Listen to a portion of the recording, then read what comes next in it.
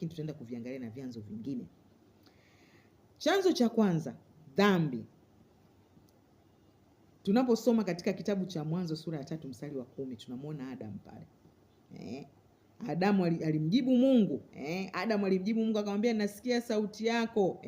Nilisikia sauti yako bustanini nikaogopa. Nini kilimfanya aogope? Kwa sababu alifanya kinyume na maagizo ya Mungu. Kwa hiyo ninapozungumzia dhambi, naomba ondoa lile wazo la dhambi ya uzinzi tu. Hata pale ambapo Mungu anatuagiza kufanya jambo fulani, tusipolifanya, Roho Mtakatifu akakuuliza, Catherine, nilisema na wewe ufanye jambo fulani na fulani, mbona hujafanya? Wakati mwingine unazuiwa kufanya kwenda mahali fulani au kushirikiana na mtu fulani, ukashupaza shingo ukafanya. Mungu anapokuja na kukusemesha, ni lazima hofu itaingia ndani mwako. Wakati mwingine unaweza ukaambiwa tu leo funga, lakini ukawaza juzi nimefunga, jana nimefunga, ina maana haijatosha, ngoja leo nile. Roho Mtakatifu anapokuja akakusemesha na kukukemea kwa kutokutii, wakati mwingine hofu huwa inaingia ndani, kwa sababu tayari unakuwa umemkosea Mungu. Na wakati mwingine tunafanya dhambi zingine kama hizo za uzinzi na uasherati.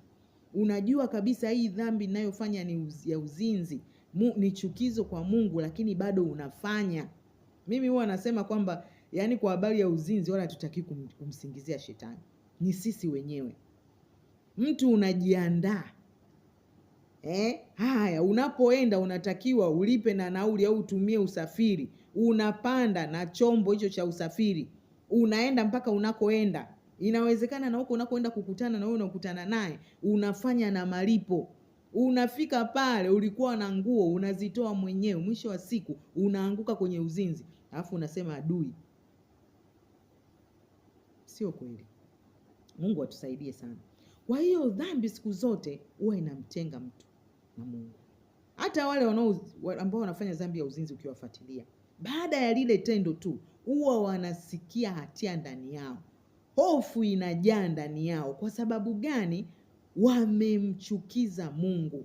Kwa hiyo dhambi siku zote huwa inatutenga na Mungu. Na hii dhambi ninayozungumzia, hakuna dhambi kubwa wala ndogo. Dhambi yoyote, ukishafanya dhambi yoyote, useme uongo, usengenye na mengine kama